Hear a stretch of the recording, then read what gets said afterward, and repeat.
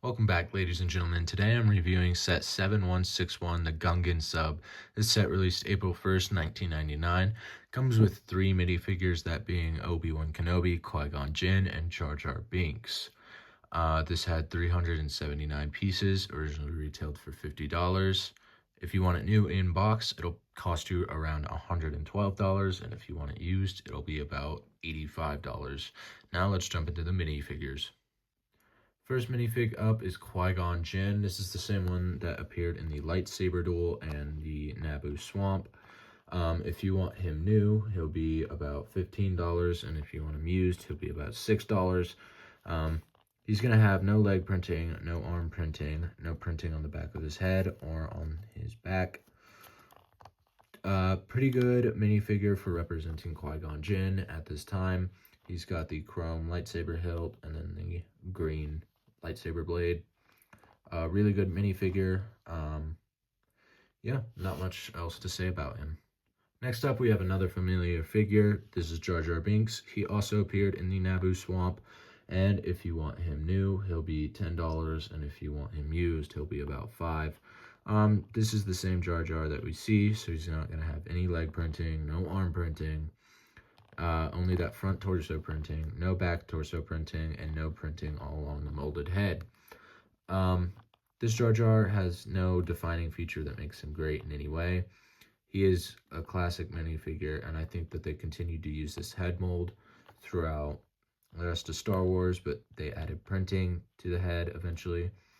Regardless, this is a great minifigure, and one that, well, I don't know what else to say about him. He's kind of just an add-on in the movies, I feel like, that humorous character.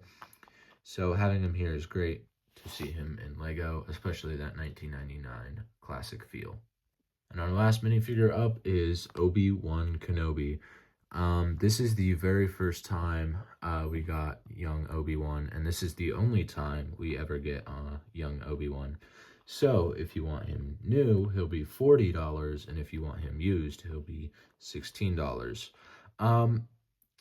To be honest, the only thing different from this minifigure and the Qui-Gon is his face printing, and he has a hood.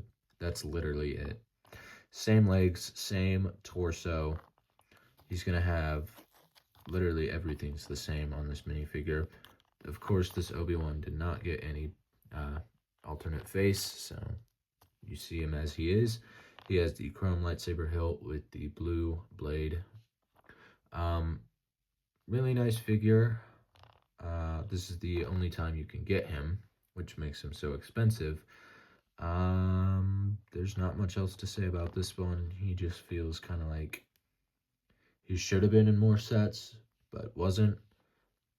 But to have him here is pretty cool. Yeah, there's nothing else to say about him. Now, before we get into the actual sub, I first have to go over this small side build that they included with this set, and I honestly forgot it existed when I was pulling it out to review it, but here we go. So it's just this small rock work for the underwater area that they go through, and the first thing we're going to look at is this beautifully molded piece, and you can see it's supposed to represent like some stingray creature, a black piece that's just really well molded. And if you're a kid, you'd probably have this swimming alongside the sub. Other than that, this whole side build is pretty forgettable. I don't really know what the purpose of it is. I guess you could have the Jedi fighting or something. There wasn't even a bad guy included in this set, so the whole thing just kind of feels like a throw-in to just for no reason. Moving on to the actual rocks, though, we can see it's built using just light gray, dark gray bricks, and then seaweed pieces that we see in the Naboo Swamp. And if we flip it around, we can see that there's an interior inside, and it's just this clam and starfish. Not a whole lot of space for anything else in there. And then this piece had a little hole on the bottom, so you just take it and stick it on top of there, and this was your side build. Not very recognizable for a Star Wars side build. I honestly forgot that it existed until I looked at the instructions and said, oh yeah, this exists. So I guess this would be fun for kids, but this really has no meaning to me at all. Now moving on to the actual sub, and oh boy, let me tell you, this thing is packed with features and just play stuff that wasn't even a thing in the movies. But firstly, let's just go over the design of this ship. It's basically a plate. It's really flat. There's not even pieces on the bottom to hold the like smooth stuff. You can see that it's yeah, it's huge too. But there's the propellers on the top, and then yeah, it's so flat and it's so hard to pick up, especially when it's on the Lego pieces. But we're gonna start with the front of the ship. Starting with the front of the ship here, you're gonna see this anchor piece, and it's just a piece that sits on there. There's nothing holding it down or anything. So I guess you could, if you were a kid, you could have a lot of fun by playing with this, having it hook on to different things. I think it's just there for the design, but moving on, I'm going to break this, aren't I? Moving on, we have the first cockpit, and this one is where you would have Qui-Gon sit. There is nothing in there that really represents like a computer navigation piece, so it's kind of just a big empty spot. And if you take your Qui-Gon minifigure and you sit him down, you can have him just kind of sit in here like so, and you close it up and he sits in there like that. Really simple. The thing that obviously the capes are going to get messed up if you sit them in there like that, so I prefer to have the capes off. But when you're a kid, you're just setting them in there. There's not anything in there that really represents a sign of a cockpit. It's kind of just a deep pit that you put the minifigure in, and then the windshield closes. Now this piece, the next one on this one, is going to be the same on either side. If you look inside, we can see those classic tiles, an actual navigation piece, wiring, and just other details in there. And this one also just sits on a hinge piece, and it's really easy to open and close. And it's going to be the same on either side, just inversed, and it just closes up like that. Next up, we have these pieces which open to reveal propellers, and that's going to be the same on the other side too. And I'll explain what those are for in a minute. Turning around the ship, we have this nice orange golf ball piece, the translucent orange, and this spins so you could have it look like it did in the movie when it was spinning. These pieces open up, and inside you'll see some like engine looking stuff, and these actually are removable, and I'll show you what that is for in a minute too. Just looking at the ship as a whole, it's a sub. It's the sub that's from the show, and what gives me a lot of nostalgia for this is when I played the old classic Star Wars game. I remember these windshield pieces were always so cool to me, and the way that they folded down when the characters got in. So when I finally got this set, I just had a lot of nostalgia for these windshield pieces that are nicely printed, which is the case for all the pieces in this set. No stickers. So these are printed. These windshields are printed. The pieces inside the cockpit is printed. Yeah. Now moving on to the main feature of this set is that it's actually modular. So if we take it here, we can pull this whole front section out. Gotta be careful. there it is. So, as you can see, this whole front section comes out. And then, if we look in the back, we can see these pieces can be removed. Then we need to take out our propellers. And finally, the final thing is this back piece is also detachable, if I can get it to come off. Maybe. There we go. So, setting that aside, we have this fin, this piece right here. And then what you do with these propellers is you flip this yellow piece out like this, and then you stick the propellers on the back. Now, if we take our minifigure, we're just going to take Obi-Wan, and we actually set him inside the cockpit and close it up. What we can do is we can take this one and we can attach it onto the 2 pins right there. And as you can see, it becomes its own little mini sub with the propellers that can turn, so you can replicate its steering. Or if you want to, you can take it off, and instead you can put on this one, which only goes one way, which is this way, and you can have it look like this one. Why it does this is beyond me, but we can actually have both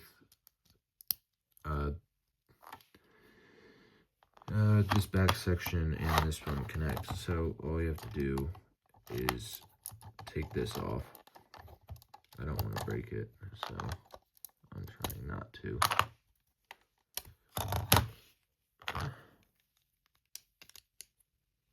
These pieces are really old and delicate, so I'm trying not to break it. But if you take the propellers off this and then fold these yellow ones up, you can actually take this and clip it into the back side, and there's still 2 holes left. So you can clip this piece in, and now we have our own little mini sub. The only reason I could see this even being a feature is if you have multiple friends who want to play with this. So you'd have them all come over and they could play with that one while you play with this. I don't know. It's a weird feature. It does not do this in the movie. And yeah. And then once you're done, all you have to do is take it all back apart and then put it back in the compartments. And it's easy as that. Speaking of which, if we take out the main piece here, and I'm going to show how these slide in there. So basically, this piece is literally, it's just a big hole. So when you slide it in there, it slots in there nicely. And same with that one, just slots in there. And you close these up. You can take the other parts of the ship, put them back in like so.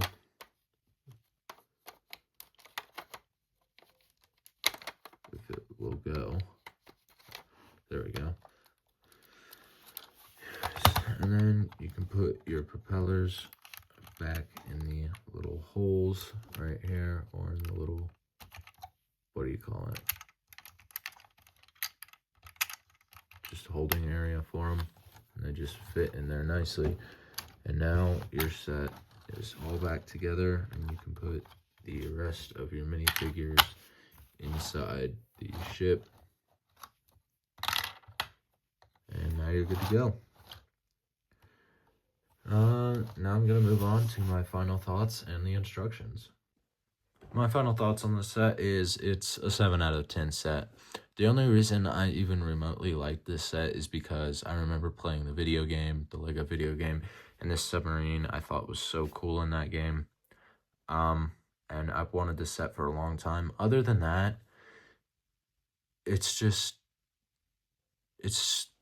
To me, it feels a little bit like something that even if I was a kid, I wouldn't play with that much, because you have flying ships, but you have a submarine, and there was other lines at the time that you could get submarines for. So in my opinion, it just feels like this set was kind of like just there. It wasn't like a big one to get, and you would be missing everything, because you could get the Jar Jar in a different set. You could get the Qui-Gon in a different set. The only reason a kid might want this is for the Obi-Wan, or for the fact that they just are a kid and want a submarine. I think it has cool features where it's modular. It was definitely interesting seeing that in the instructions. But other than that, if you're a true LEGO fan and a true LEGO collector and Star Wars fan, then go ahead, get it, like I always say. And other than that, it's probably not worth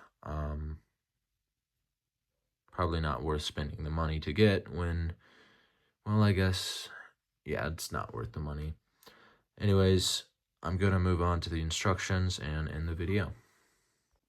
The instructions are really beat up. I got this set used, so I'm going to be as careful as possible.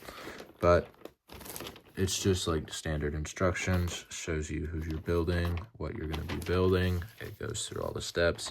In my opinion, this set has some of the coolest alternate builds in the comic strip. Big sets like this at the time had a comic strip to go with them, and in the comic strip it would show you a number, and that was what you would actually build. And this one has some of the coolest ones. Personally, the scuba mask is really sick, and that would be a really cool one to build. But I think my favorite one is actually on this page, which is the anglerfish submarine.